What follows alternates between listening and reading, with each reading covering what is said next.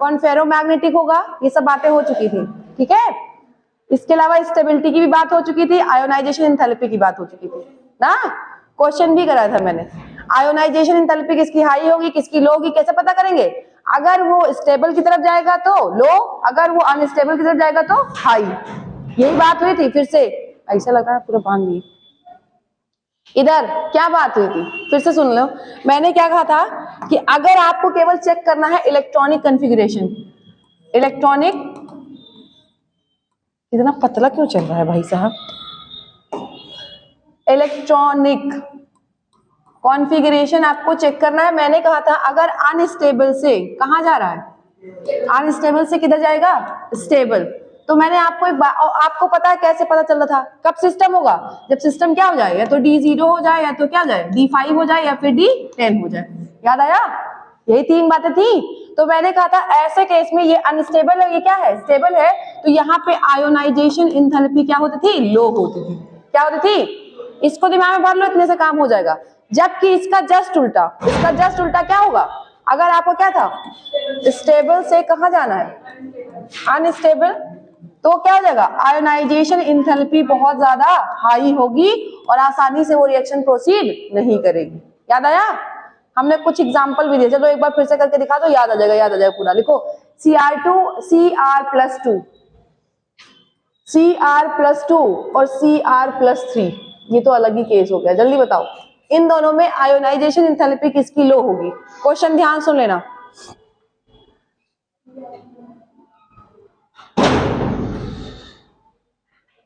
Cr+2 और Cr+3, ये अच्छा क्वेश्चन है। जब कुछ रूल फॉलो नहीं होगा तो सिंपल ट्रेन चलेगा। हाँ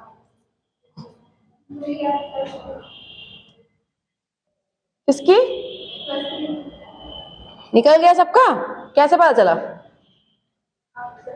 कैसे पता चला, देखो Cr+3 प्लस Cr+2 का इलेक्ट्रॉनिक कॉन्फ़िगरेशन लिखो एकदम आराम से। क्या बताया था हमने, ऑर्गन नोबल गैस लिखे, सॉरी ऑर्गन, उसके बाद क्या लिखना है आपको यहाँ पे 3D और 4s। मैंने आपको जब Cr सिखाया था याद करो, तो Cr में मैंने आपको सिखाया था कि 3D क्या होता है 5 और 4s क्या होता है 1, यही सिखाया गया था ना आपको। अभी देखो यहाँ पे Cr+2 लिख रहा है, +2 का मतलब है 2 इलेक्ट्रॉन ऑलरेडी गायब हो चुके हैं, यानी दो, एक यहां से गए एक यहां से गया, तो क्या बचा आपका D4 सिस्टम, यही तो बचा। जबकि अगर हम बात करें Cr+3 का, तो यहाँ पे क्या बचेगा 3D, क्या कितना बचेगा 3, कौन सा बचा 3D, 3 बचा ना, याद आया ये बात कि नहीं। अब चलो ठीक है, इस केस में जब आपको कोई रूल नहीं है तब आपका एक रूल चलेगा सिंपल सा, कौन सा रूल, कि आपको क्या देखना है आयन। यहाँ पे दोनों ही क्या है, दोनों ही देखो जरा कैसे हैं, कोई हाफ फील्ड नहीं बना रहा है। मान लो हम इसका एक इलेक्ट्रॉन और निकाल दें तो क्या बनेगा, ये 3D3 बनेगा सही, और इसका एक इलेक्ट्रॉन निकाले तो क्या बनेगा 3D2। तो क्या कोई भी स्टेबिलिटी हो रही है, नहीं हो रही ना। स्टेबिलिटी क्या होनी चाहिए, या तो 0 हो, या तो क्या हो 5 हो, या तो क्या हो 10 हो। तो ऐसी पॉसिबिलिटी तो आ नहीं रही है। तो ऐसे केस में हम सिंपल रूल लगाएंगे कि हमेशा जिसका इलेक्ट्रॉन निकल गया है ज्यादा उसकी आयोनाइजेशन एंथैल्पी हाई होगी। फिर से सुन लो, ये ऐसे केस के लिए, जैसे हमने स्टेबल बताया तो आसान है, लेकिन अगर तुम्हें ऐसा केस दिख रहा है कि जैसे Cr+2 और Cr+3 दोनों में ही कहीं पे भी हाफ फील्ड की कंडीशन नहीं आ रही है, हाफ फील्ड की कंडीशन नहीं आ रही है, तो आपको ध्यान रखना है, देखो इसने तो ऑलरेडी 3 इलेक्ट्रॉन लूज कर दिया है, अब क्या एक और लूज करना चाहेगा, नहीं करना चाहेगा। ये तो आपने सिंपल पढ़ा था, सुनो अब थोड़ा सा पीरियोडिक टेबल में अभी दिमाग में घुस जाएगा। आपको जब पीरियोडिक टेबल में पढ़ाया गया था तो ये कहा गया था कि जैसे जैसे चार्ज बढ़ेगा, याद आया, वो भी कौन सा पॉजिटिव चार्ज, अगर पॉजिटिव चार्ज बढ़ता है, क्या बढ़ता है पॉजिटिव चार्ज, तो आपका आयोनाइजेशन एंथैल्पी क्या होगी, बढ़ेगी ना। जैसे मैं कह दूं एक कंपाउंड क्या है A+2 और एक क्या है A+3। अब बताओ इसने तो अभी 2 ही इलेक्ट्रॉन निकाला है, इसने क्या कर दिया है 3, अब ये एक निकालने में बहुत मेहनत करनी पड़ेगी। तो ऐसे केस में एकदम सिंपल सा रूल लगता है, सिंपल सा रूल ये कि जिसपे चार्ज ज्यादा उसकी आयोनाइजेशन एंथैल्पी क्या कर देंगे आप, ज्यादा कर देंगे, क्या कर देंगे ज्यादा। यानी कि एक बात क्लियर है कि Cr+3 की आयोनाइजेशन एंथैल्पी किससे ज्यादा होगी, Cr+2 से। ठीक, ध्यान सुनिएगा। आगे क्या करना है, आगे क्या करना है, अगर यहीं पे आपसे पूछ लेता, अगर आपसे यही पूछ लेता in the chapter of coordination compound, अभी देखो उस दिन बात हुई थी इस बात की कि अगर इन दोनों में से कोई कंपाउंड बना रहा है टेट्राहेड्रल, कैसा बना रहा है, टेट्राहेड्रल, तो आपको याद होना चाहिए अकॉर्डिंग टू CFT। हमने उस दिन भी सिखाया था, जो लोग क्लास में थे, लास्ट डे जो लोग क्लास में थे उनको मैं बताया था जब आप CFT पढ़ोगे तो आप तोड़ना सीखोगे, याद आया है? ये ऑक्टाहेड्रल के लिए EG और ये T2G, ये शायद आपने पढ़ा होगा, थोड़ा थोड़ा सुना ही होगा, अभी पढ़ा नहीं है किसी ने। अब बताओ यहाँ पे ये सिस्टम देखो, ये सही, यहाँ पे देखो अगर हम इलेक्ट्रॉन की फिलिंग करें तो 1 2 3, ये कैसी कंडीशन आ गई, हाफ फिल्ड आ गई कि नहीं आ गई, बोलो। यानी ये जो ऑक्टाहेड्रल का केस होगा, ऑक्टाहेड्रल के केस में आपका Cr+2 क्या होगा, कैसा होगा, कैसा होगा, स्टेबल क्या अनस्टेबल, स्टेबल होगा। इसीलिए इसकी आयोनाइजेशन एंथैल्पी क्या होगी, लो होगी, क्योंकि ये आसानी से इलेक्ट्रॉन को क्या करना चाहेगा, लूज करना चाहेगा। ठीक है, तो आपको ये बात जब आपको पढ़ाया जाएगा कोऑर्डिनेशन कंपाउंड, तो वहां पे इन सबकी कहानी बदलती है। जो आप यहाँ पढ़ रहे हो थोड़ा थोड़ा कहानी क्या हो जाती है, चेंज हो जाती है। बस बेसिकली आपको D&F ब्लॉक में इतना ध्यान रखना है, आपको या तो D0 दिखे या क्या दिखे, D10 दिखे या क्या दिखे, D5 दिखे, तो याद रखना अगर D5 की तरफ जा रहे हैं, मतलब मैंने पहले बता दिया अगर ये मिल रहा है एक इलेक्ट्रॉन निकालने के बाद, तो सिस्टम क्या होगा, स्टेबल और आयोनाइजेशन एंथैल्पी लो। और अगर आपको कुछ कंडीशन नहीं मिल रही है ना, आप समझ ही नहीं पा रहे हो कि स्टेबल हो रहा है क्या अनस्टेबल, जैसे कि ये वाला केस आपको दिखा ना, तो आपको क्या करना है, इसमें याद रखना है जिसका चार्ज ज्यादा होगा उसकी आयोनाइजेशन एंथैल्पी ज्यादा होगी। ठीक है, लिखिए फटाक से ये बात लिखिए, लिखो इन Cr+2 एंड Cr+3, जल्दी, Cr+2 and Cr+3, Cr+3 ionization enthalpy of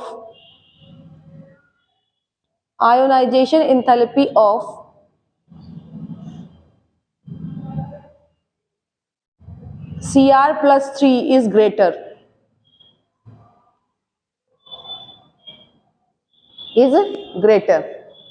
ठीक है, इतनी बात क्लियर है, due to high charge density,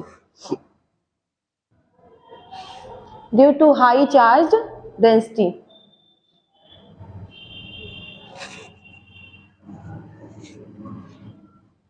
next question लिखिए, स्टेटमेंट 1, नेक्स्ट क्वेश्चन लिखिए, the first ionization enthalpy of Cr, the first ionization enthalpy of Cr is less than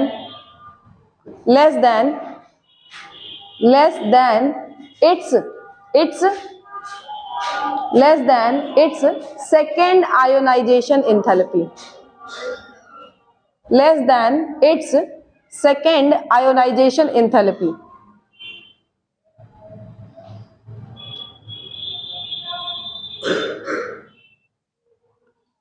ठीक है, चलो बता दो सही की गलत, स्टेटमेंट आपको बताना सही की गलत।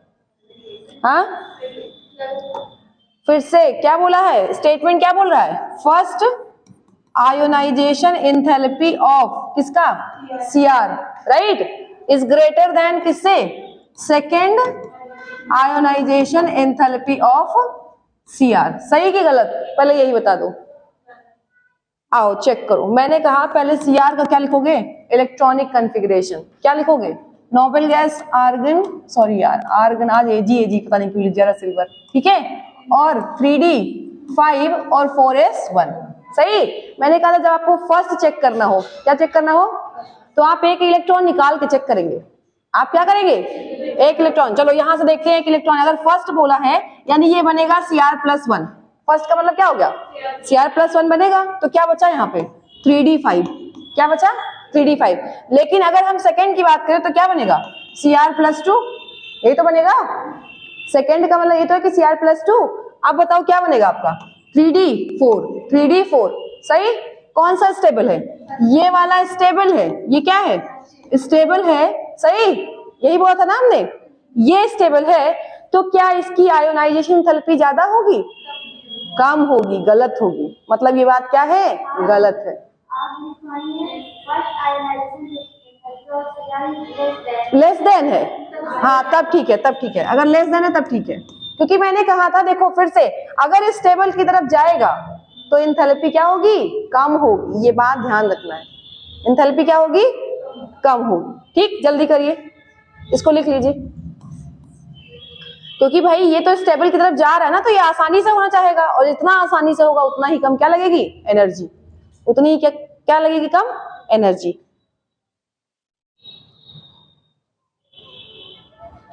उस दिन हमने सब डिस्कस किया था कि स्कैंडियम +3 एग्जिस्ट करता है कि नहीं करता है, स्कैंडियम +2 ज्यादा स्टेबल है कि स्कैंडियम +3, सब बात हुई थी ना, जो थे क्लास में। और यही चीज तुम लोग की गड़बड़ है, 2 लेक्चर खा जाओ, 2 लेक्चर खाने का मतलब पूरा बेसिक खा जाओ।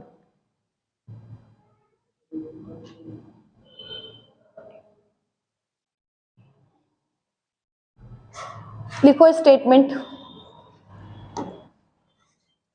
1 और बहुत सोच समझ के आंसर देना। स्कैंडियम +3, स्कैंडियम +2, ठीक है, इसका लिखना है आयोनाइजेशन एंथैल्पी, ये लिख लीजिएगा, सॉरी ईएमएफ, आयोनाइजेशन एंथैल्पी नहीं, लिखो ऐसे लिखो सिंबल, ईएमएफ ऑफ स्कैंडियम +3 से स्कैंडियम +2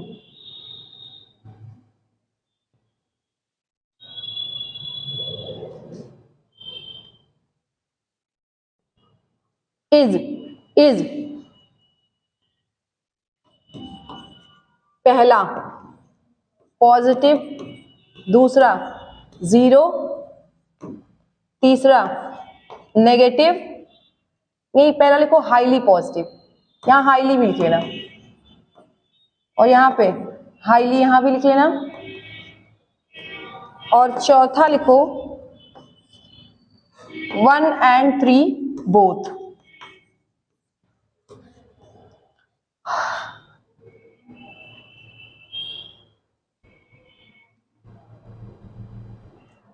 बताओ कौन बताएगा इसका आंसर, आंसर ऑप्शन है तो सामने,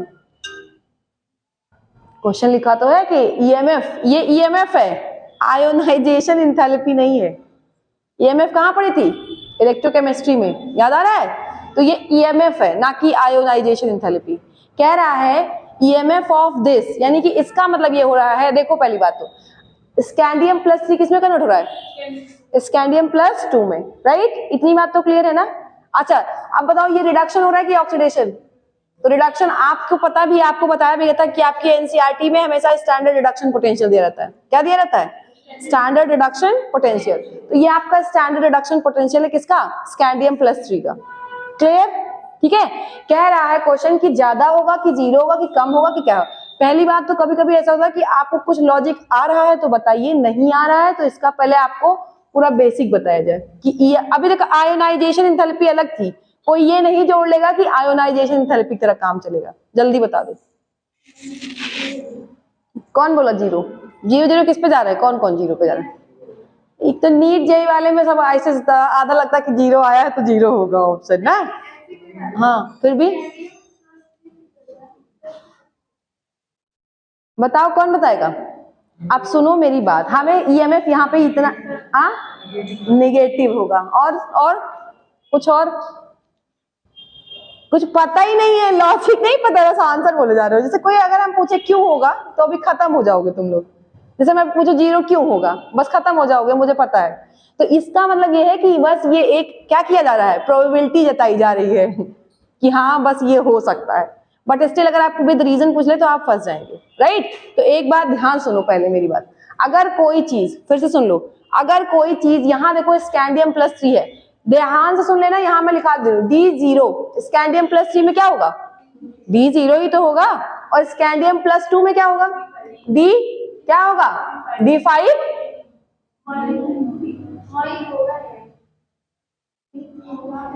स्कैंडियम का इलेक्ट्रॉनिक कॉन्फ़िगरेशन 3D14S2, सही। तो स्कैंडियम +3 तो चलो तीनों इलेक्ट्रॉन उड़ गए, तो स्कैंडियम +2 2 ही तो उड़ेंगे, तो D1 होगा ना, D5 कैसे हो गया भाई, इतना खतरनाक बात मत करो, कितना होगा, D1 ही हुआ। पहले तो ये स्टेबल है कि ये स्टेबल है, 0 स्टेबल है, मैंने कहा था या तो 0 हो या तो 5 हो या तो 10 हो, यही होना चाहिए 0, 5, 10। आपको पता है ये स्टेबल और ये क्या है अनस्टेबल, यानी रिएक्शन जो हो रही है वो कहां से हो रही है, स्टेबल से अनस्टेबल। रिएक्शन कहां हो रही है, आपने पढ़ा था इलेक्ट्रोकेमिस्ट्री में कि रिएक्शन तो अपने आप होनी चाहिए ना इलेक्ट्रोकेमिस्ट्री में, तभी तो ईएमएफ पॉजिटिव आता था। जरा दिमाग लगाओ थोड़ा सा इलेक्ट्रोकेमिस्ट्री में, चलो अभी सब आ जाएगा यहाँ पे आंसर। इलेक्ट्रोकेमिस्ट्री में जब आपको ईएमएफ पढ़ाया गया था तो आपको एक बात बताई गई थी कि ईएमएफ हमेशा क्या होना चाहिए, पॉजिटिव होना चाहिए, तभी रिएक्शन, क्योंकि तभी डेल्टा जी नेगेटिव आएगा, तभी रिएक्शन अपने आप होगा। रिएक्शन क्या होगा, अपने आप। फिर से रिलेट करो, मेरी बात ध्यान सुनो, फिर से सुनो। ईएमएफ क्या होना चाहिए, किसी भी पॉसिबल होने वाली रिएक्शन, यानी जो रिएक्शन स्पॉन्टेनियस है, अपने आप होने वाली है, उसका ईएमएफ क्या होना चाहिए, पॉजिटिव होना चाहिए। लेकिन आपको एक बात और सिखाया गया था थर्मोडायनेमिक्स में कि कभी भी रिएक्शन अनस्टेबल, सॉरी स्टेबल से अनस्टेबल नहीं जाती, स्टेबल से अनस्टेबल नहीं जाती, याद आया। तो याद करो ये क्या है, ये स्टेबल से अनस्टेबल है कि नहीं है। तो ये एक तरीके से रिएक्शन जो है वो नॉन स्पॉन्टेनियस हुई। कैसी रिएक्शन हुई, नॉन स्पॉन्ट। देखो शब्दों का खेल है बस, कुछ टफ नहीं है। देखो जो रिएक्शन अपने आप हो रही है वो स्पॉन्टेनियस, जो नहीं हो रही है वो नॉन स्पॉन्टेनियस। दूसरा मैंने कहा स्पॉन्टेनियस रिएक्शन के लिए आपको सिखाया था डेल्टा जी क्या होना चाहिए, नेगेटिव होना चाहिए। नॉन स्पॉन्टेनियस के लिए डेल्टा जी क्या होना चाहिए, पॉजिटिव होना चाहिए। और स्पॉन्टेनियस के लिए ईएमएफ क्या होना चाहिए, पॉजिटिव होना चाहिए। नॉन स्पॉन्टेनियस के लिए ईएमएफ क्या होना चाहिए, यही मैंने रिवीजन भी करा दिया, ये बात आपके दिमाग में होनी चाहिए, राइट। अब देखो यहाँ पे, क्या आपको लग रहा है कि ये रिएक्शन स्पॉन्टेनियस है, आप खुद देख के बताओ, देख के लग रहा है कि नहीं ये नहीं होगा। क्यों भाई, सॉरी स्टेबल से कहां भाग रहा है, अनस्टेबल, तो अपने आप तो नहीं होगा, अपने आप तो नहीं होगा। तो याद रखना जो चीज अपने आप नहीं होगा उसका ईएमएफ क्या होगा, नेगेटिव। क्या होगा, यानी ये एग्जांपल किसका है, एक तरीके से ये एग्जांपल है नॉन स्पॉन्टेनियस रिएक्शन का, और इसका ईएमएफ क्या होगा, नेगेटिव होगा। पूछा गया क्वेश्चन है नीट और जेईई का। टिक करिए आंसर और रीजन लिखिए। किसी ने नेगेटिव बोला था बहुत अजीब लग रहा था इसलिए बोल दिया नेगेटिव ना, जल्दी। अभी हम दे रहे हैं, हम ऐसे क्वेश्चन कहा जाता है क्योंकि तुम लोग वहां फर्स्ट एग्जाम में बहुत तगड़ा हो, क्योंकि वहां कोई कॉन्सेप्ट, और कॉन्सेप्ट सिर्फ एक ही चलता है, स्पॉन्टेनिटी। पकड़ लो कि अगर स्पॉन्टेनियस दिखे, और स्पॉन्टेनियस हमें कब दिखेगा, जब क्या हो, अनस्टेबल से स्टेबल। तो याद रखना वहां पे ईएमएफ क्या हो जाएगा, पॉजिटिव। क्या होगा, पॉजिटिव, ध्यान रखना। और अगर इसका जस्ट उल्टा है, यानी कि कहां से, स्टेबल से अनस्टेबल, तो याद रखना ईएमएफ क्या हो जाएगा, नेगेटिव। लिख लो ये बात, इतनी बात लिख लो, तुम्हारी जिंदगी पर काम आ जाएगी, ठीक। स्पॉन्टेनियस के लिए ईएमएफ क्या होता है, पॉजिटिव, पढ़ाया जा चुका है आपको। और नॉन स्पॉन्टेनियस के लिए नेगेटिव। और स्पॉन्टेनियस रिएक्शन कब होगी, जब कोई रिएक्शन अनस्टेबल से कहां जा रही हो, स्टेबिलिटी की तरफ। तो यहां पे उल्टा केस दिया है, यहां क्या है, स्टेबिलिटी से कहां जा रही है, अनस्टेबिलिटी। तो अब बताओ जरा, अगर हम यही पलट दें,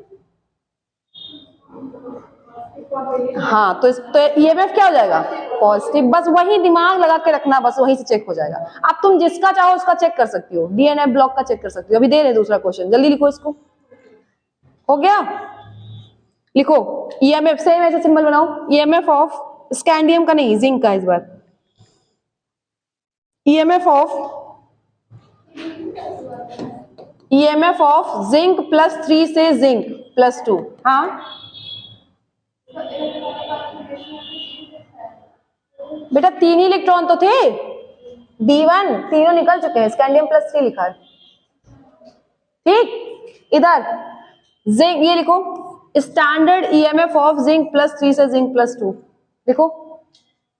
स्टैंडर्ड ईएमएफ ऑफ जिंक +3 से जिंक +2।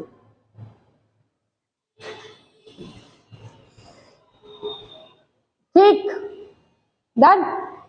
ऑप्शन आपके सामने, वही चारों ऑप्शन में से होगा। तीसरा तो लास्ट तो मैंने ऐसे ही बना दिया है कि उसको तो एक आदमी, 3 ही ऑप्शन है तुम्हारे पास, और सोच समझ के आंसर देना। जरूरी नहीं कि जब हमने बता दिया तुम वो सिर्फ चालू हो जाओ। रूल लगाइए, रूल कह रहा है जिंक +3 से कहां जा रहे हो, हम लगा नहीं रहे हैं, बस पूछ रहे हैं। जिंक +3 से कहां जा रहे हैं, जिंक +2, जल्दी बताओ। आ गया, आप समझ में आ गया, रीजन भी आ गया, तो रीजन जरूरी था बस। क्या होगा, नेगेटिव होगा। एक बार फिर चेक करो,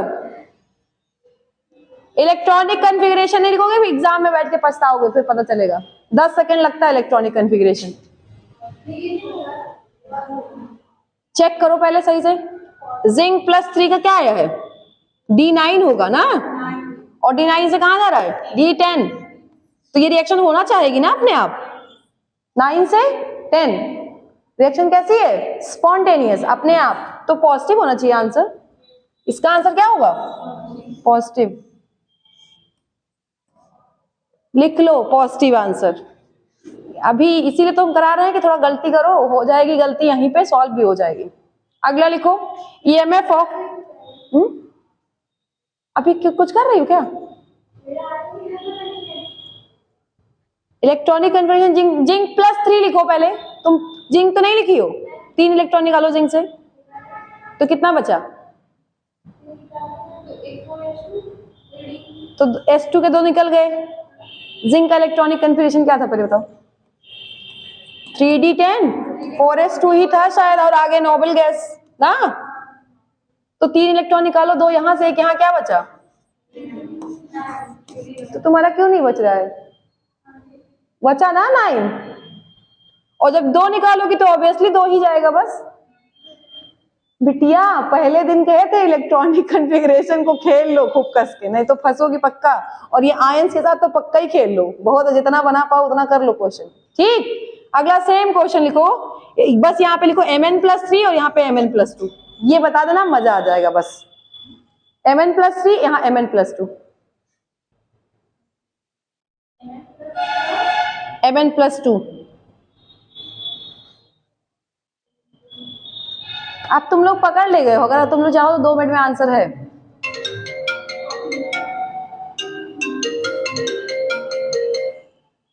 हाँ क्लास ले रहे हैं अभ्युदय में, अभ्युदय में क्लास ले रहे हैं,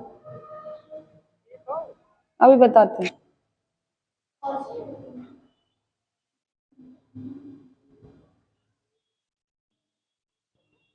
हाँ हेलो, क्लास ले रहे हैं अभ्युदय में।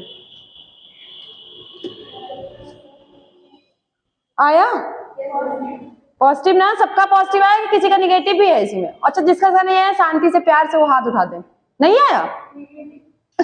यार इसका निगेटिव क्यों आ रहा? तुम सब पहले वाले में पॉजिटिव, अभी निगेटिव क्यों भाई? Mn क्या था? +3, और इधर क्या है? तो ये वाला D क्या होगा?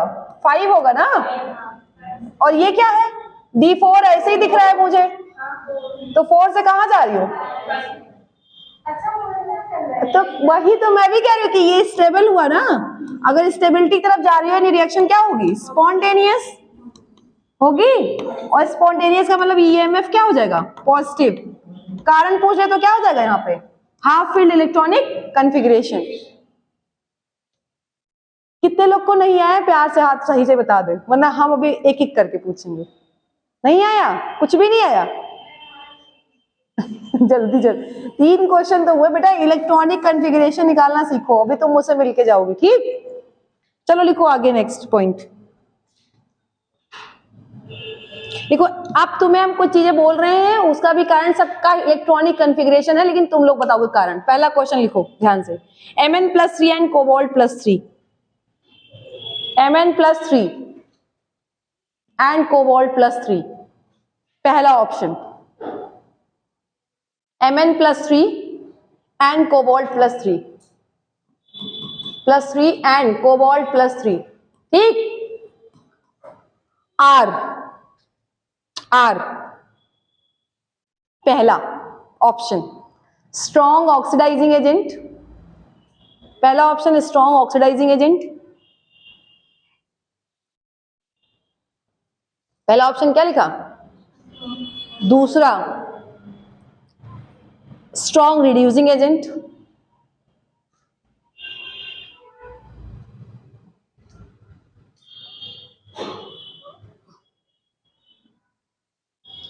तीसरा perform redox reaction, perform redox reaction by acting as a reducing agent. उसी में by acting as a reducing agent, by acting as a reducing agent, by acting as a reducing agent. Fourth option perform only redox reaction, perform only redox reaction. ठीक, अब है real option जो आपको करना है। अब ऑप्शन हम दे रहे हैं, उन ऑप्शन में बताना कौन सही है। ये 4 बातें थी इसके बारे में। ठीक, पहला ऑप्शन अब लिखो, मोर देन 1 करेक्ट। ये जितने स्टेटमेंट मैंने आपको लिखाए हैं उसमें से एक से ज्यादा सही है। मोर देन आ चुका है, नीट वीट में ऐसे क्वेश्चन आ रहे हैं। More than 1 correct, only 1 correct, more than 1 correct, एक से ज्यादा सही है। ठीक, नेक्स्ट ऑप्शन है ओनली 1 करेक्ट। तीसरा ऑप्शन है ओनली 2 करेक्ट। अब तुम लोग लगाओ हाथ दिमाग, ओनली 2 करेक्ट, ओनली 2 करेक्ट, और लास्ट ऑप्शन है ऑल ऑफ द एबव। क्योंकि तुम लोग के दिमाग में साइकोलॉजी भरी रहती है। ऑल ऑफ द एबव देखो तो पहले 90% ऑल ऑफ द एबव। चलो बताओ, लास्ट है ऑल ऑफ द एबव। अब बताओ आंसर कौन देगा? ये अच्छा क्वेश्चन है, बनाओ। Mn+3 और कोबाल्ट +3, Mn ही है ना? हाँ Mn। क्या है ये पहले चेक करो तुम। अब तुम बताओ ये ऑक्सीडाइजिंग एजेंट है कि रिड्यूसिंग एजेंट है, सब चेक करो। ऑक्सीडेशन, क्या ऑक्सीडेशन है? ऑक्सीडेशन कहाँ लिखा है? ऑक्सीडाइजिंग एजेंट है ना। एजेंट अलग होता है, एरेशन अलग होता है।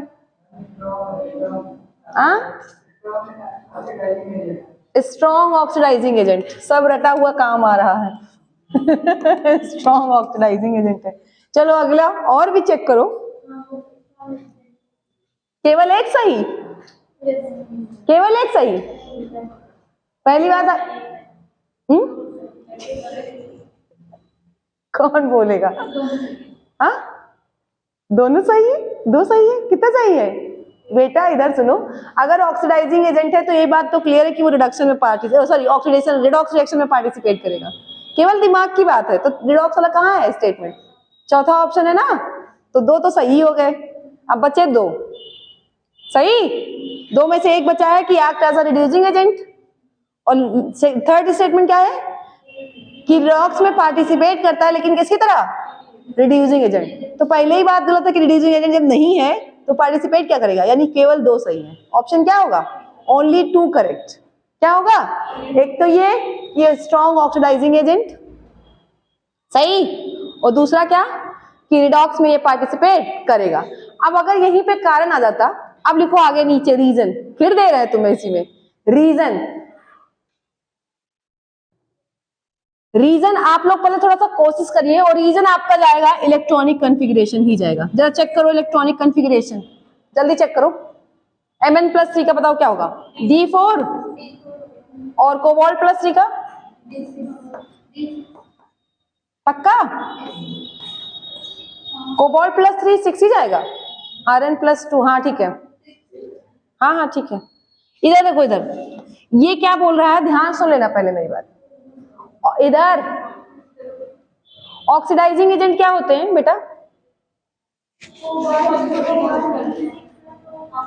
ऑक्सीडाइजिंग एजेंट खुद क्या करते हैं, खुद का क्या करते हैं? रिडक्शन। यानी कि अगर हम मान ले तो ये एक इलेक्ट्रॉन क्या कर लेगा? एक्सेप्ट किया। अगर इसने एक इलेक्ट्रॉन एक्सेप्ट किया तो ये सिस्टम कैसा बन गया? D5। क्या बना? D5 ही तो बना। कोबाल्ट का चेक करो, कोबाल्ट का मुझे डाउट लग रहा है अभी। नहीं, रिड्यूसिंग एजेंट नहीं है, रिड्यूसिंग एजेंट नहीं है।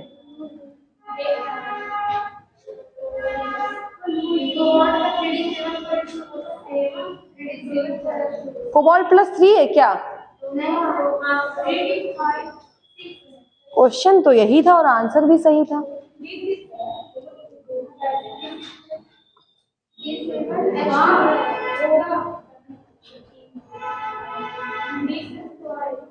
D6 ही है ना, कंफर्म? चलो ये तो क्लियर है ना, पहले इधर रुक जाओ, ये क्लियर है ना? और ये हमें लगता है इसका कारण होगा कहीं ना कहीं CFT के कारण होगा, कुछ एक्सेप्शन या CFT के कारण होगा, लेकिन स्टेबल ये है ऑक्सीडाइजिंग एजेंट की। ये स्टेटमेंट आपकी बुक में लिखा हुआ है। कोबाल्ट +3 क्या है? Oxidizing agent. अब क्या ये मुझे भी लग रहा है कि हाँ कुछ तो गड़बड़ किया इन्होंने, क्योंकि ये जाना चाहिए, अगर ये एक इलेक्ट्रॉन लूज करेगा तब तो ये D5 में जाएगा, तो ये क्या हो जाता? Reducing agent. इसको एक बार ऐसे लिख लो, अभी क्या है, अभी यही लिखे रहो, इसको हाईलाइट कर लेना, एक बॉक्स बना लेना, प्लीज बना लेना, क्योंकि आपकी बुक में यही लिखा है, उसको मैं बदल नहीं सकती हूँ अभी डायरेक्टली, क्योंकि इस सिस्टम के अकॉर्डिंग क्या आ रहा है? Reducing agent. इस सिस्टम के अकॉर्डिंग क्या आ रहा है? Reducing agent. कि जब ये एक इलेक्ट्रॉन क्या करेगा? लूज करेगा, सही, तो खुद का क्या करेगा? ऑक्सीडेशन। बट स्टिल आंसर अभी मैं मान नहीं सकती। आगे लिखो next, titanium +2, titanium +2 and vanadium +2, titanium +2, vanadium +2 and chromium +2। और ये हम बता दें किस लिए जा रहा है, ये अगर जाएगा भी, अगर सिस्टम की हम बात करें तो ये उस बेसिस पे ही जाएगा, CFT वाले ब्रेकडाउन पे। 4 बचेगा ना, जैसे D5 कितना बचेगा? D5 नहीं, D7 हो जाएगा ना, ये CFT के रूल को फॉलो करते हुए जाएगा, मुझे लग रहा है, ब्रेकिंग करते हुए। याद रखना, अभी बदलना नहीं तुम लोग आंसर। टाइटेनियम +2, वेनेडियम +2, क्रोमियम +2 क्या है? टाइटेनियम +2, वेनेडियम +2 और क्रोमियम +2। बताओ ऑक्सीडाइजिंग एजेंट है कि रिड्यूसिंग?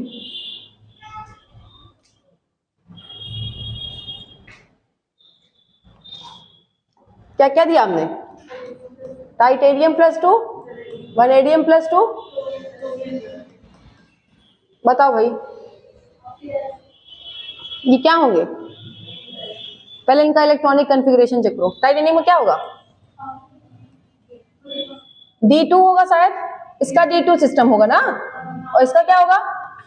D3 हो जाएगा, इसका क्या जाएगा? D4, 4 ही तो होगा। अब देखो इधर, अगर हम एक इलेक्ट्रॉन इधर, इसको तो क्या कर रहे हैं, ये एक इलेक्ट्रॉन अगर क्या कर रहा है? गेन, तो ये क्या बन जा रहा है? D3। ये एक इलेक्ट्रॉन गेन कर रहा है तो D4, ये एक इलेक्ट्रॉन गेन कर रहा है तो D5। ठीक है, देखा जाए तो यहां पे थोड़ा स्टेबिलिटी आ रही है। ये क्या होगा? अगर इसने इलेक्ट्रॉन को गेन किया है तो दूसरे के लिए क्या रहेगा? ये ऑक्सीडाइजिंग एजेंट। भैया सुनो, अगर ये खुद इलेक्ट्रॉन गेन कर रहा है तो ये खुद का क्या कराएगा? रिडक्शन। दूसरे के लिए क्या कराएगा? लेकिन यहाँ पे सारे आंसर दिए हैं, सारे के सारे आपके हैं रिड्यूसिंग एजेंट, और सबका कारण मैं बता दे रही हूँ, सबका कारण जाएगा CFT में, लिख लो, यही बात है। यहाँ पे ये चेक नहीं हो पा रहा है, फुलफिल नहीं हो पा रहा है, ये सब के सब क्या दिए हैं? Reducing agent. लिख लीजिए, ये सारे सारे क्या है? Reducing agent. इसलिए ये बातें फॉलो नहीं हो रही है, कहने का मतलब ये बातें फॉलो नहीं हो रही, आप यहाँ ये अप्लाई नहीं करेंगे।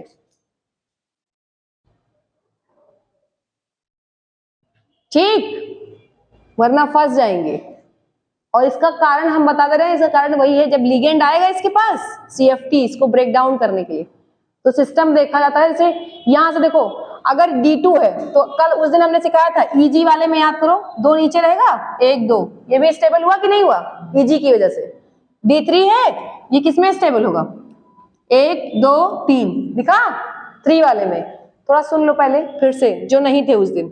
मैंने कहा था D आपके पास जितनी ऑर्बिटल होती हैं ये CFT में जाके क्या हो जाती हैं? ब्रेक हो जाती हैं। तो एक बनता है ऑक्टाहेड्रल कंपाउंड, जिसमें कोऑर्डिनेशन नंबर क्या रहता है? 6। अगर 6 लोग इसको घेर के रखे हो, 6 बॉन्ड ना, तो क्या होता है? नीचे कौन आता है? 3 ऑर्बिटल टूट के जाती है, ऊपर कहाँ जाती है? 2। सही। इस बीच वाले केस की बात करो, बीच वाले केस की अगर हम बात करें तो देखो D3 क्या है? स्टेबल है कि नहीं है? भाई यही देखो, ऑक्टाहेड्रल में स्टेबल है कि नहीं है? तो ये करना नहीं चाहेगा इलेक्ट्रॉन। अभी कुछ बात समझ में आई? हाँ, ये इलेक्ट्रॉन को क्या कर लेगा? अपना एक्सेप्ट कर देगा। कहां पे जाकर के? कहां एक्सेप्ट करेगा? अपने नेक्स्ट सिस्टम में। तो अनस्टेबिलिटी तो आ रही है, तो अभी ये ज्यादा स्टेबल है। ऐसे ही अगर हम बात करें जिसका टेट्राहेड्रल हो, कोऑर्डिनेशन नंबर क्या हो? 4, याद करो, उनमें EG कहाँ रहता है? नीचे, और T2G ऊपर। तो यहाँ पे देखो ये वाला सिस्टम भी क्या है, स्टेबल है। D2 भी क्या है, स्टेबल है। और D4 तो ऑलरेडी D5 में जाएगा तो स्टेबल ही हो जाएगा। ठीक है, तो भैया थोड़ा सा दिमाग में रखना, ये कहानी यहाँ पे ब्रेक हुई है और आंसर आपके गलत आ सकते हैं, इसलिए आपके दिमाग में रहना कि टाइटेनियम +2, वेनेडियम +2 और क्रोमियम +2 क्या है, रिड्यूसिंग एजेंट। That's it. ठीक, वरना तुम लोग लगाओगे तो गलत हो जाएगा। मैं फिर बता दे रही हूँ, लिख लो ये बात। टाइटेनियम +2 लिख लिया सबने, रिड्यूसिंग एजेंट। डालो heading oxides of D block elements. Oxides of D block element, oxides of D block element।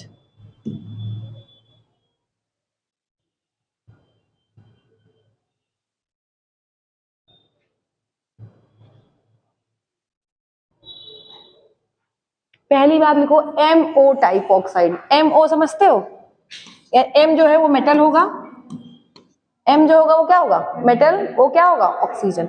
MO type की आपकी जितनी भी ऑक्साइड, लिखिए टाइप की जितनी भी आपकी क्या है ऑक्साइड है, ये क्या होंगी, आयनिक इन नेचर।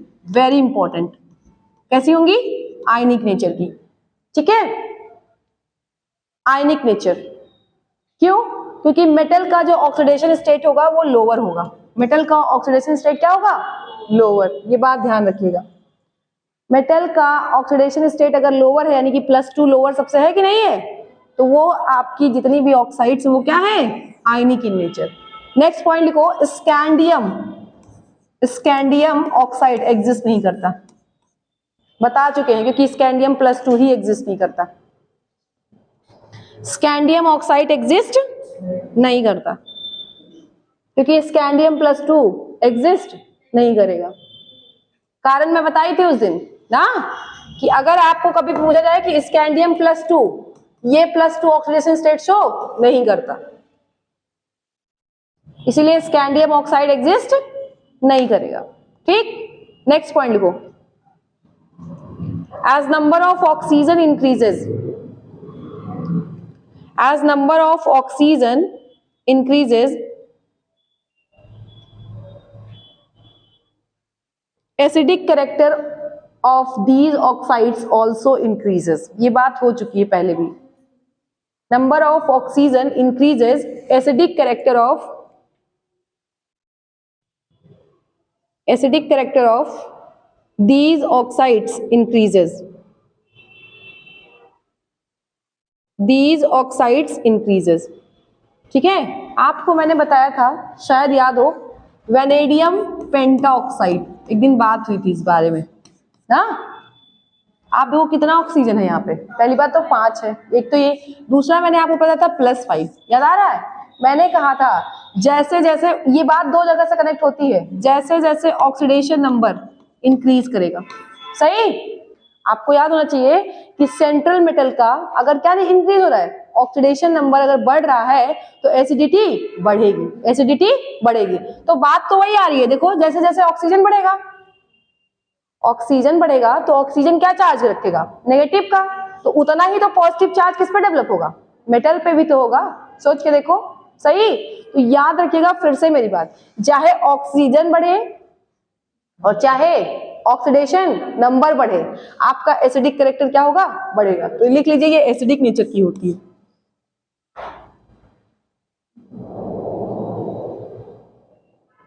FeO कैसी होती है बताओ,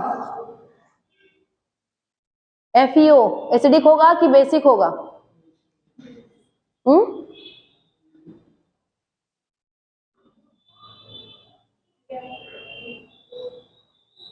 क्या होगा, बेसिक ही होगा, मेटल है यार, आयरन इज अ मेटल, बचपन वाली बात मत भूला करो। और फिर ऑक्सीजन भी अकेला ही है, अब जैसे ऑक्सीजन बहुत बढ़ जाता तब सोचा जाता, अभी तो ऑक्सीजन भी क्या है, अकेला ही तो है। तो लिख लो ये बेसिक है। तुम लोग ऐसे सोचने लगते हो कि एक कॉन्सेप्ट भिड़ता है दूसरा खत्म हो जाता है तुरंत। बचपन में मेटल था, मेटल की ऑक्साइड क्या होती है, बेसिक।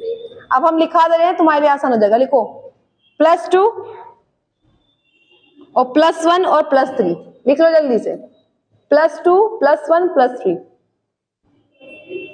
+1 या +2 +3 तीनों, 1 से लेकर के 3 तक। ठीक, अगर आपका मेटल का ऑक्सीडेशन स्टेट है तो वो ऑक्साइड बेसिक होंगी। क्या होंगी?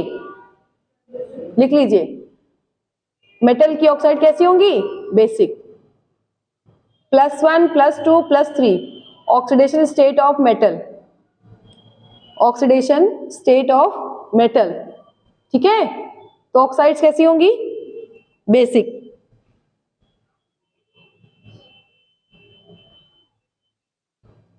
+4 वाली एम्फोटेरिक। क्या होती है एम्फोटेरिक? एसिड और बेस दोनों की तरह काम करना। +4 वाली क्या होंगी? एम्फोटेरिक।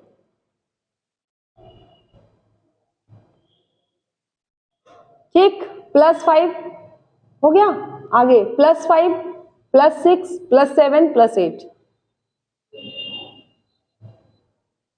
+5 +6 +7 और +8, 8 तक जाता है। ये बात हो चुकी है पहले भी ना, मैक्सिमम। ये सब क्या होंगे आपके?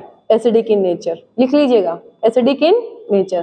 तो अब आप एग्जाम में बैठ के ज्यादा ज्ञान नहीं लगाइएगा, सिर्फ ऑक्सीडेशन नंबर चेक करिएगा। ठीक, ऑक्सीडेशन नंबर चेक करना है, ये सब मत सोचना कि कहाँ का है बस।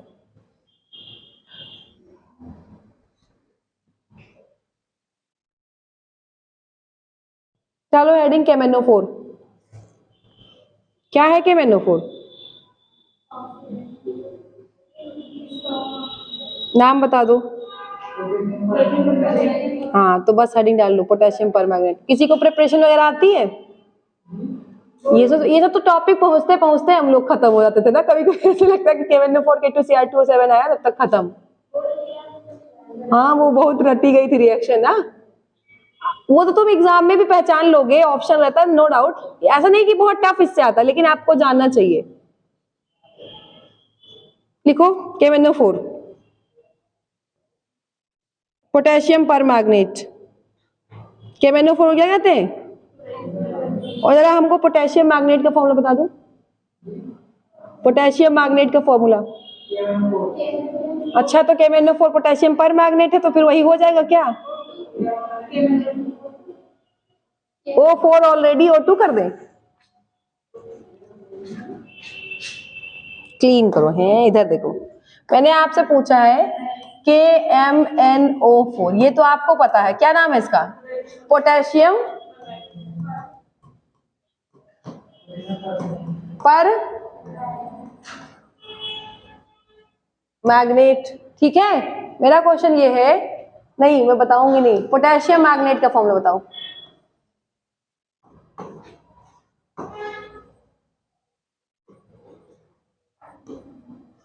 बता दो, अब कौन बताएगा? तुम क्या बोल रही थी? KMnO2, यही? हाँ, सब लोग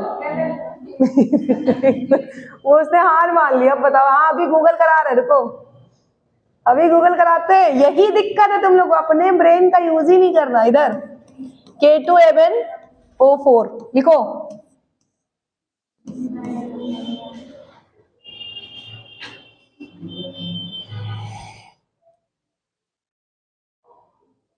इसका आयन बता दो जरा। हम तुमसे अगर पूछे मैग्नेट आयन क्या होगा, अब ये तो बता ही देना। मैग्नेट आयन बता दो जरा, क्या होता है? हाँ भैया, अगर ये नहीं बता पाओगे तो कैसे तुम लोग पोटेशियम परमैंगनेट अभी रिएक्शन कराओगे? हाँ, MnO4 माइनस है, मारेंगे सही हो जाओगे। यहां से बना है ना मैग्नेट से केवल, तो ये बनेगा ना K2, 2 पोटेशियम निकलेगा, -2 बनेगा ना। पढ़ते हो कि आंखों से देखते हो कि नहीं? मैंने कहीं पूछा नहीं, मैंने पर मैग्नेट आयन नहीं पूछा था। पर मैग्नेट आयन क्या होता? MnO4 minus. लिखो फटाक से, -1, और ये आपका क्या है? पर मैग्नेट आयन। चारों चीजें लिखो। हे भगवान, बहुत तेज मारने का कभी कभी मन करता है, लेकिन क्या करें, मारने हिंसात्मक टीचर नहीं हूं मैं। कंट्रोल कर लेती हूँ अंदर ही अंदर। कंट्रोल उदय, कंट्रोल। जल्दी ये देखो, पढ़ेंगे ये लोग, अभी आए रिएक्शन कराएंगे। सबसे बड़ी तो रिएक्शन ही आती है कि ऑक्सीडेशन होगा तो क्या मिलेगा, रिडक्शन होगा तो क्या मिलेगा। तीन केस आता है, एसिडिक मीडियम में क्या होगा, बेसिक मीडियम में क्या होगा और न्यूट्रल केस में क्या होगा, आता है ना। तो जब तुम यही कन्वर्जन नहीं कर पाओगी, फिर से नजर डाल लो, KBnO4 का फॉर्मूला का नाम क्या है, पोटेशियम परमैंगनेट। ठीक, इसकी बात करें तो क्या नाम है इसका, पोटेशियम मैग्नेट, क्या है K2MnO4। वो -2 आने लगा ना, यहाँ लगाना ना, पहले कुछ अभी पहले उड़ा के लगा दो तुम लोग, क्या ये डायरेक्ट नहीं लेता क्या।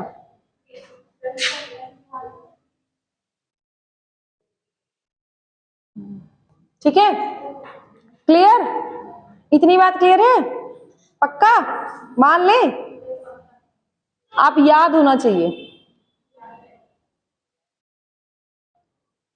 मैग्नीज डाइऑक्साइड लिखो,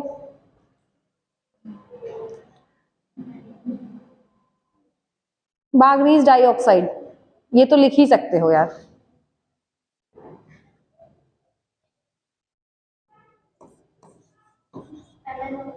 हाँ, MnO2 नाम में छिपा है मैग्नीज डाइऑक्साइड, उसमें कुछ खास बात नहीं थी, MnO2। ठीक है,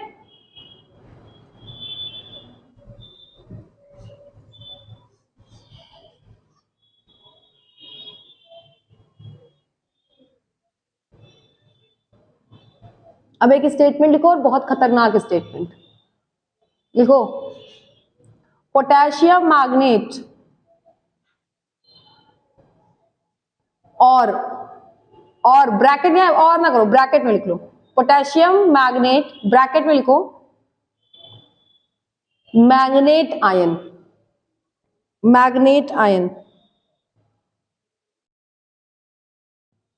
get converted into get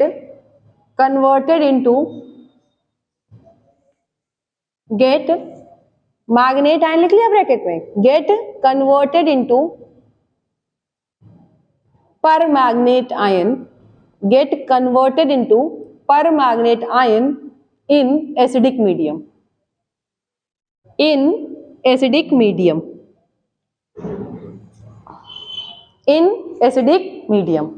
ठीक, चलो इधर देखो जरा, पहली बात तो ये आपसे क्या बोला हमने, पर पोटेशियम, ठीक है हटा देते हैं, पर मैग्नेट आयन लिख लेते हैं। ठीक है, पर मैग्नेट आयन आपका H+ किस मीडियम में, एसिडिक मीडियम में किस में बदल जाता है, गलत बोल दिया मैंने, पर नहीं, किस में बदल जाता है, पर मैग्नेट आयन में। ठीक, ये बात हुई है, पढ़ो एक बार फिर से स्टेटमेंट पढ़ो, मैग्नेट आयन, क्या बोला हमने, मैग्नेट आयन एसिडिक मीडियम में किस में बदलता है, पर मैग्नेट आयन में। अब बताओ मैग्नेट आयन का सिंबल अभी क्या पढ़ा था हमने, MnO4-2, यही पढ़ाया था। ये कन्वर्ट होगा किस में, MnO4- में, याद रखिएगा किस मीडियम में, H+, किस मीडियम में, H+। सही बोलो। अब एक चीज इसके साथ साथ रिलीज होता है MnO2, ये हमेशा याद रखना, ये हमेशा याद रखना, कि साथ में कौन मिलता है, मैग्नीज डाइऑक्साइड। ठीक, जरा मुझे बताओ, ये जो रिएक्शन है, रिएक्शन जो आपको सामने दिख रही है, ध्यान सुनिएगा, ठीक है, इसमें जो आपका MnO4 है, ध्यान सुनना, -2, ठीक है, का क्या हो रहा है, रिडक्शन, पहला ऑप्शन रिडक्शन, दूसरा ऑप्शन ऑक्सीडेशन, तीसरा ऑप्शन बोथ, जल्दी बताओ, चेक करके बताओ। हाँ, और चौथा भी दे देते हैं, this is example of disproportionation reaction. ये सब क्वेश्चन ऐसे खतरनाक तरीके से नीट में आ चुके हैं, फिर आप बैठोगे, हाँ चौथा मार दो एकदम फटाक से। कारण बता दो, कारण बताओ, सबसे बड़ी बात तो कारण ही है, कारण बता दो, हम मान लेंगे कि यही होगा। और बोथ में भी तो यही बात है, रिडॉक्स और रिडक्शन ऑक्सीडेशन दोनों तो हो रहा है, बोथ भी सही है, लेकिन उस रिएक्शन का नाम क्या होता है, डिसप्रपोर्शनेशन। तो यही तो जानना था, इसलिए मैं दे दिया ये। कारण बताओ, कारण हमको, कारण, हाँ बताओ, कारण बताओ, हम मान लेंगे तुरंत। क्यों कहते हैं इसको डिसप्रपोर्शनेशन रिएक्शन, कौन बताएगा। तो उसको रिडॉक्स भी तो कह सकते हैं अगर दोनों हो रहा हो। हाँ, एक ही एलिमेंट का जब क्या हो, ऑक्सीडेशन भी हो और क्या हो, रिडक्शन भी हो, एक ही एलिमेंट का क्या हो, ऑक्सीडेशन भी हो और क्या हो, रिडक्शन भी हो, तो ऐसे रिएक्शन को क्या कहते थे, डिसप्रपोर्ट। अब देखो पहचानने के लिए बहुत तरीका है कि ऐसा कहेगा question, manganate ion goes to be disproportionate in acid. ये भी एक स्टेटमेंट है, ध्यान सुनना, मैंने बोल दिया स्टेटमेंट। अब तुम्हारा वहां दिमाग खत्म, क्योंकि यहां तो सामने तुम्हें दिख रहा है ना अभी, जैसे तुम्हें अच्छा देखो क्यों, ये आपका अगर हम देखें, ये +6 चेक कर लेना, ये क्या है +7 और ये क्या है +4, सही। +6 से कहां जा रहा है +7, यानी कि इसी का क्या हो रहा है, ऑक्सीडेशन, सही। और इसी का क्या हो रहा है, रिडक्शन। दोनों चीजें एक ही एलिमेंट की हो रही है, जब हमने रिडॉक्स पढ़ा था तो बताया था, सही। तो ये रिएक्शन तो हो गई 100% क्या, डिसप्रपोर्शनेशन। लेकिन अब आपकी एनसीईआरटी में बस एक बात ऐसे लिखी है कि जो परमैग्नेट आयन है इन एसिडिक मीडियम गेट डिसप्रपोर्टनेट। फिर पूछेगा आपसे व्हाट इज द प्रोडक्ट, नहीं सिर्फ मैग्नेट, परमैग्नेट नहीं। पहले इसको लिख लीजिए तब हम बताएं, तब हम एनसीईआरटी की भाषा बताएं। लिखिए, इसीलिए आपको एनसीईआरटी बहुत गंदी लगती है, क्योंकि उसकी जो बातें आदि भाषा में है, रिएक्शन तुम्हें खुद बनानी पड़ती है। तो रिएक्शन क्या होगी, थर्ड ऑप्शन भी हो सकता है और फोर्थ भी। फोर्थ एकदम करेक्ट, फोर्थ इसलिए क्योंकि एक ही एलिमेंट का क्या हो रहा है। देखो सही जब तक नहीं पढ़ोगे तुम्हें, अब तुम एग्जाम में भी बैठे होते और अगर तुम्हारा दिमाग ये काम ना करता कि Mn का ही ऑक्सीडेशन हो रहा है और Mn का ही क्या हो रहा है, रिडक्शन, तो तुम इसी में द्वंद करते रहते कि यार तीसरा भी सही है चौथा भी सही है, और तुम वहां पे मार तो आते हैं, कुछ लोग डिस्प्रोपोर्शनेशन मार आते हैं, नो डाउट, ठीक है। तो सही होता तो ठीक है, लेकिन अगर कहीं गलत हो जाता ना तो कहते मैम ये तो दोनों सही आया था, ये तो एग्जाम वालों की गलती है, ये तो दोनों ऑप्शन सही है। गलती नहीं होती, बहुत लॉजिकल पढ़ना पड़ता है। ये एकदम करेक्ट है कि एग्जाम में तुम बैठते और अगर दिमाग में ये ना आता कि हाँ Mn का ही हो रहा है, तो तुम्हें लगता है ये दोनों सही है, और तुम लोग एकदम क्लेम करे रहते हैं कि क्वेश्चन ही गलत आया था, क्वेश्चन ही गलत आया था। तुम लोग अपनी गलती पे ध्यान नहीं देते हो, तुम लोग उस पर ध्यान ज्यादा देते हो जो नहीं करना है, जबकि सही एकदम। मैंने कहा एक शब्द का अगर गड़बड़ हुआ तो गया कहानी। और ये रिडॉक्स भी है नो डाउट, लेकिन क्या है, डिस्प्रपोर्शनेशन रिडॉक्स। और आपको मैंने पढ़ाया था रिडॉक्स के अंदर ही आती थी कौन सी रिएक्शन, डिस्प्रपोर्शनेशन रिएक्शन, रिडॉक्स में ही तो पढ़ाई गई थी। ऐसी रिएक्शन जिसमें ऑक्सीडेशन और रिडक्शन बहुत होता है लेकिन एक ही एलिमेंट का हो, ठीक। लिखो, इन एसिडिक कंडीशन या मीडियम, कंडीशन लिखना, in acidic medium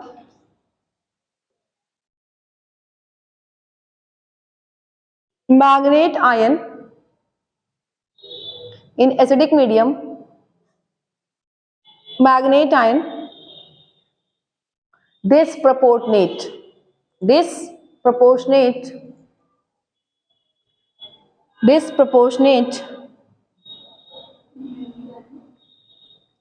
magnet ion disproportionate into permanganate ion and manganese dioxide।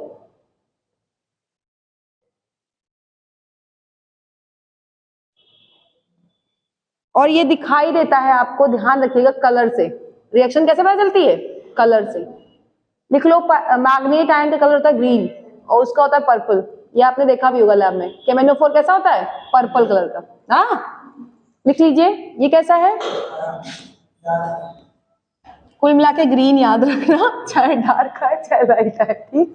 ये कैसा है, पर्पल। अब बताओ कितना अच्छा लगेगा अगर तुम उठाओ MnO4 और उसमें डाल दो खाली एक ड्रॉप सल्फ्यूरिक एसिड, तो कलर ही बदल जाएगा। अगर प्रैक्टिकल करो तो कितना मजा आता है, सोचो। अब तुमसे बस वही है, तुम्हारा दुख का नब्ज तुम्हारी टच कर ली जाए कि इसमें हमने क्या मिलाया, ये क्या है और ये क्यों ऐसा हो गया, बस तुम खत्म। एग्जाम में याद करो, जब तुम लोग का प्रैक्टिकल होता था, एग्जाम में आता था, तो सबसे ज्यादा डर तो यही लगता था कि वो भले 2-4 क्वेश्चन पूछ लेगा, ठीक है, लेकिन कहीं वो एक्सपेरिमेंट वाले में पूछ लिया कि इसमें क्या मिलाया, कैसे हुआ, तो खत्म। सबसे ज्यादा डर, क्योंकि वो सही से होता ही नहीं प्रैक्टिकल।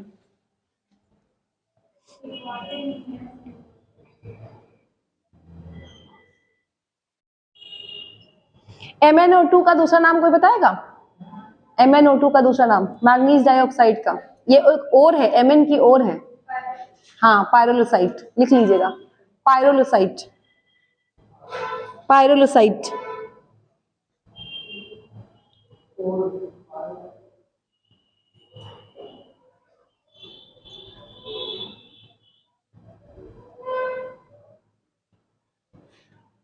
ठीक, पायरोलुसाइट कहते हैं। क्या कहते हैं? आप डालो प्रिपरेशन, और प्रिपरेशन का तो कोई लेवल है ही नहीं, बस बनाना है, सीखना है। कोई बता दे कहां से बनता है? प्रिपरेशन में लिखो मेथड 1, पहला मेथड।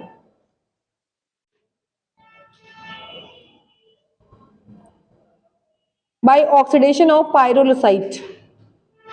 बाई, हम एकदम लाइन इसलिए इस तरह लिखा थे ताकि तुम्हें क्लियर रहे। बाई ऑक्सीडेशन ऑफ पायरोलुसाइट ओर,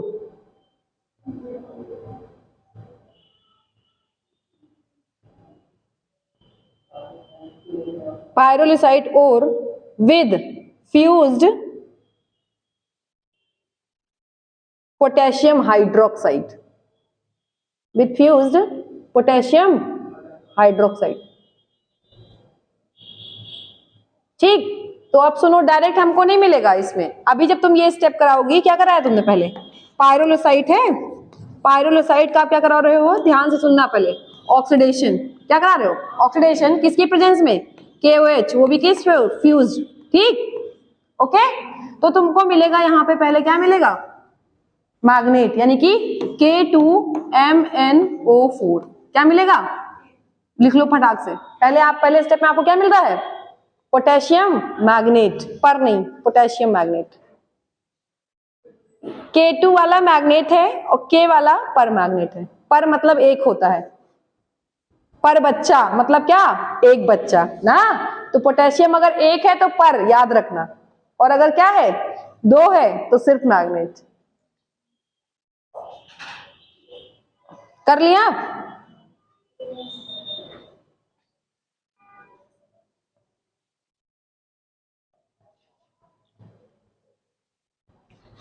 अब बताओ, अगर तुम्हें ये मिल गया, अगर तुम्हें ये मिल गया तो उससे वो नहीं मिल जाएगा? वो तो हमने रिएक्शन ही करा रखी है पूरी। देखो पहला स्टेप ध्यान सुन लेना। यहां से आपने इसको क्या किया? ऑक्सीडाइज किया। आपको क्या मिल गया? पर मैग्नेट मिला कि नहीं मिला? सॉरी, मैग्नेट मिला कि नहीं मिला? अब ये मैग्नेट क्या करेंगे हम? फर्दर क्या करेंगे? एसिड में मिला देंगे तो हमें क्या मिल जाएगा आपका? KMnO4। अब इस बार क्या करो, अभी तक देखो आयन था, अभी तक क्या था? आयन। अब इसी को बदल दो, K2 करो, हटाओ यहां से। अरे यार, खत्म नहीं हुई, बच गई। ठीक है, क्या लिख दिया हमने? K2, अरे यार मैं तो पूरा उड़ा दूंगी पक्का, आज गड़बड़ बहुत हो रहा है। K2MnO4, सही। यहाँ पे क्या बचा? ये हटा दो, क्या हो गया? K बचा कि नहीं बचा? हमें यही तो चाहिए। देखो क्या मिल गया? KMnO4। आयन हटाओ, पोटेशियम का यूज कर लो, बस पोटेशियम का यूज किए रहो। तो लिखो K2MnO4 को फर्दर क्या करेंगे? एसिड में मिलाएंगे तो क्या मिलेगा हमें? KMnO4 और MnO2, KMnO4 और MnO2। ठीक, दूसरा इसी में K2MnO4 का हम क्या करा दें? इलेक्ट्रोलिसिस। क्या कराएं? इलेक्ट्रोलिसिस कराएंगे, तब भी हमें क्या मिलेगा? KMnO4। लिख लीजिएगा फटाक से। और तीसरा K2MnO4 का हम क्या कराएं? अगर किसी स्ट्रॉन्ग ऑक्सीडाइजिंग एजेंट को यूज करके ऑक्सीडेशन कराएं तो भी हमें क्या मिलेगा? KMnO4। बेटा एक बात बता दो ध्यान से, तुम्हें अभी पता था यहाँ पे Mn है ना, यहाँ पे किस में था? +6 में, यहाँ किस में है? +7 में। तो ऑक्सीडेशन ही तो हो रहा है। ठीक है, तो ये 3 स्टेप हैं। K2MnO4 से हम क्या प्राप्त कर सकते हैं? KMnO4। ठीक, जल्दी करिए।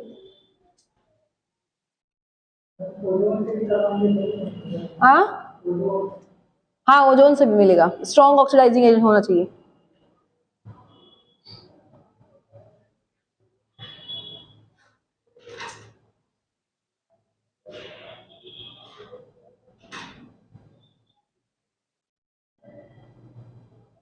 नेक्स्ट स्टेप लिखो, मेथड सेकंड मेथड, और ये ज्यादा इंपॉर्टेंट है। सेकंड मेथड लिखो Mn+2 ion, Mn+2 ion. Mn+2 ion on treating with peroxo disulfate ion, peroxo disulfate ion, peroxo disulfate ion gives permanganate ion, gives permanganate ion and sulfate ion, permanganate ion and sulphate ion. देखो Mn+2 right, जब हम इसका use करते हैं किसके साथ, पर oxo disulphate ion. देखो ये उससे बना हुआ है, पर ऑक्सो डाइसल्फ्यूरिक एसिड से बना हुआ है, तो इसका फॉर्मूला लगा H2O8, याद रखना -2 लिख लो, यही है पर ऑक्सो डाइसल्फेट आयन। ठीक, क्लियर। इसके साथ जब हीट करोगे तो आपको क्या मिलेगा, MnO4- और प्लस साथ में आपका सल्फेट आयन क्या हो जाएगा, रिलीज। ध्यान रखिएगा, इंपॉर्टेंट है ये बात ज्यादा। ऑक्सो वर्ड हमने बताया था, क्यों लगाते हैं ऑक्सो, जहां ऑक्सीजन ऑक्सीजन का डायरेक्ट बॉन्ड हो, याद आया। अब देखो इसी में अगर हमें एसिड बनाना हो, पहले इतना कर लो जल्दी से तब बताएं।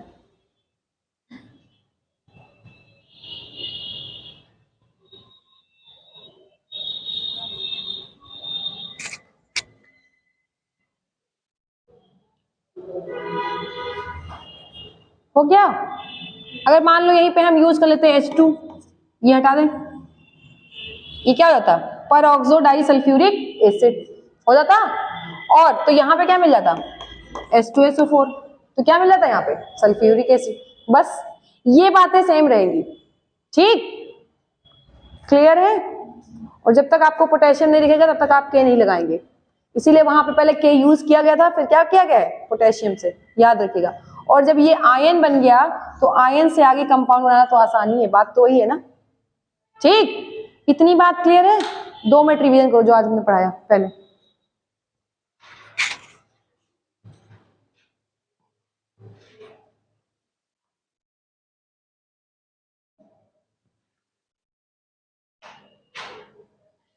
दो मिनट करना है जल्दी।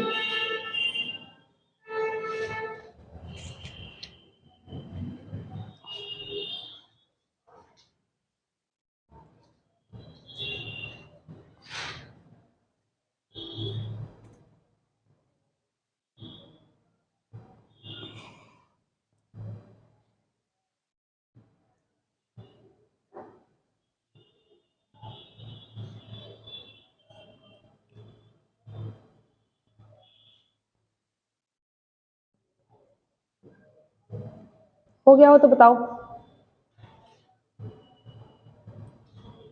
हो गया। चलो एक तरफ डाल लो मैग्नेट आयन, एक तरफ डालो पर मैग्नेट आयन, 3-4 बातें हैं उनको लिखा दे बस। एक तरफ डालो मैग्नेट, एक तरफ पर मैग्नेट, क्या क्या ध्यान रखना है वहां पे। एक तरफ क्या डालोगे, मैग्नेट, और एक तरफ पर मैग्नेट। मैग्नेट के लिए फॉर्मूला O4-2, ध्यान रखना ये बात। इसके लिए MnO4-, ये है मैग्नेट, ये है पर मैग्नेट, लिख लीजिएगा, क्लियर। आपको मैंने पहले ही बता दिया, यहाँ पे जो सिस्टम होगा वो क्या होगा, D1, चेक करो, यहाँ पे सिस्टम क्या होगा, D1, यहाँ पे क्या होगा, D0। कैसे पता चला, इसका +6 ऑक्सीडेशन स्टेट और इसका +7, याद आया। Mn के पास 7 ही इलेक्ट्रॉन थे, सातों क्या कर दिया तुमने, बाहर कर दिया ना। चलो इलेक्ट्रॉनिक कॉन्फ़िगरेशन पे जाना पड़ता है बस ये चेक करने के लिए।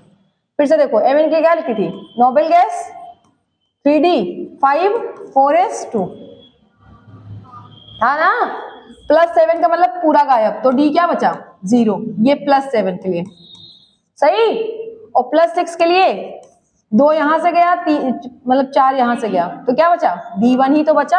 अभी समझ गए कि नहीं, पहली बात, इसीलिए हमने कहा कंपेयर करा देता ज्यादा अच्छा है, वरना भी गड़बड़ा जाता। सही। दूसरी बात, अब ये बताओ, तुम बताओगे ये पैरामैग्नेटिक होगा कि डाया? पैरा, जल्दी लिखो। पैरामैग्नेटिक पूछा था तो वहां रोते नहीं बनता, हंसते भी नहीं बनता। और ये डाया। क्लियर है? क्यों? अनपेयर्ड इलेक्ट्रॉन क्या है? एब्सेंट है। सही। तीसरी बात, अच्छा रिड्यूसिंग एजेंट कौन होगा? फंसा दिया। रिड्यूसिंग एजेंट का मतलब क्या होगा? खुद का ऑक्सीडेशन करें तो यही होगा ना, क्योंकि ये अभी आराम से +7 में चला जाएगा। तो ये क्या होगा? Reducing agent. और ये क्या होगा? Oxidizing agent. और होता भी है केबेनोफोर क्या होता है? Oxidizing agent. जल्दी लिखते जाओ।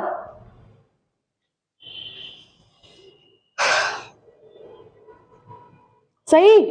कलर की बात करें, कलर क्या था इसका? ग्रीन। इसका अब तो बहुत खतरनाक बात आई है, सुन लो ध्यान से। D 0 है तो कलर कैसे हो सकता है? तो होता तो कलर है ना, हम कैसे गलत प्रूफ करते हैं? पर्पल कलर होता है, एकदम आंखों के सामने सबने देखा है।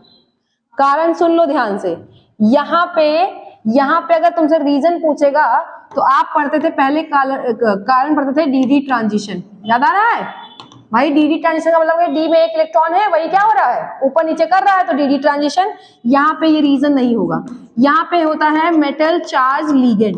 जो लिगेंड और मेटल के बीच का जो चार्ज कारण होता है ना, मैंने अभी फिर बताया था, कुछ कहानी यहाँ पे लिगेंड के लिए चली जाएगी, जो कि कोऑर्डिनेशन से आएगी। कहां से आएगी?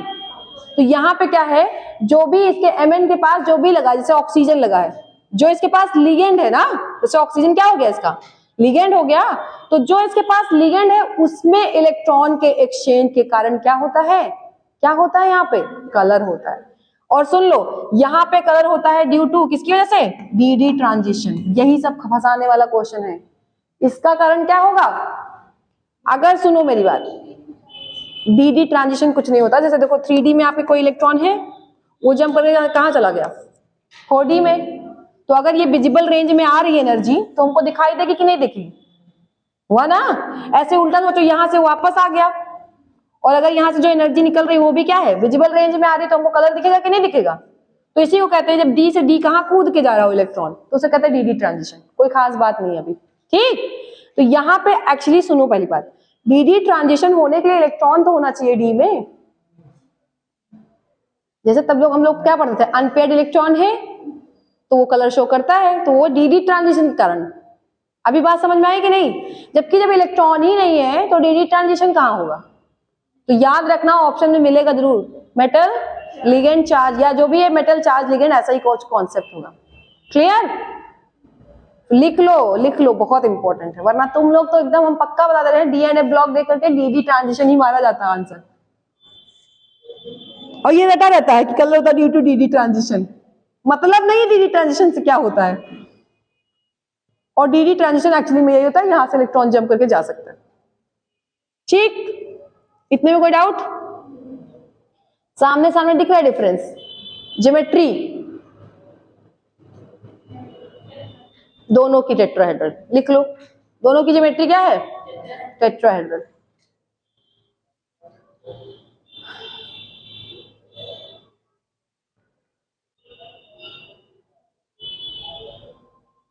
ठीक है?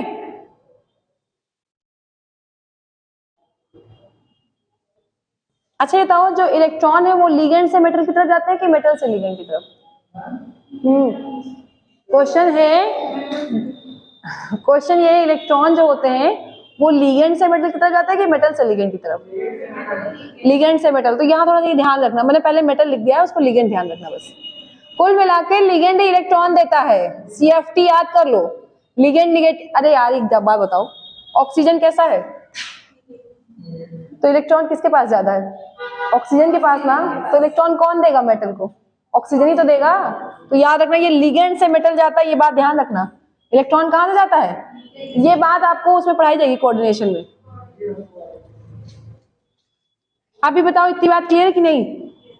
ये वाला गलत अब मत करना, वरना हम पक्का वाला हाथ पर तोड़ देंगे। और इससे टफ क्वेश्चन भी नहीं आता, मैं भी बता दें। जाके डीएनए ब्लॉक हम करें, अभी भी लगा लो जा करके, जो स्टार्टिंग से तीनों लेक्चर लिया है वो जाके डीएनए ब्लॉक लगा सकता है, मैं अभी कह दे रही हूँ, उसका फंसेगा नहीं क्वेश्चन। क्योंकि देखो मेन आदमी फंसता कहाँ कहाँ बता दे, एक ईएमएफ पे बहुत तगड़ा फंसता है। ईएमएफ देख के जो मैंने आज क्वेश्चन कराया कि पॉजिटिव होगा कि नेगेटिव होगा कि जीरो होगा। दूसरा आयोनाइजेशन एंथैल्पी पे बहुत तगड़े से फंसता है। और तीसरा अभी आ रहा है हाइड्रेशन एंथैल्पी, वो कॉपर+2 और कॉपर+1 वाला जो क्वेश्चन आता है ना। एक ही क्वेश्चन है, कॉपर+1 और कॉपर+2 में ज्यादा स्टेबल कौन है? गैसियस स्टेट में कौन है? हाँ यही बात कि कॉपर+1 गैसियस में ज्यादा स्टेबल है ड्यू टू D10 ना। लेकिन अगर वही पानी में घोल देते हैं, सॉल्वेंट में घोल देते हैं, तो हाइड्रेशन एंथैल्पी के कारण क्या होता है? कॉपर+2 क्या होता है? ज्यादा स्टेबल। तो यही एक क्वेश्चन है जो फंसाने वाला है, वरना ऑलमोस्ट तुम अब डीएन ब्लॉक के क्वेश्चन कर सकते हो। किसी के पास यहाँ बुक है PYQ की? किसी के पास नहीं है? चलो इतनी बात क्लियर है, कोई डाउट? इतना करके रखिएगा, एक बार फिर से रिवीजन कर लीजिए।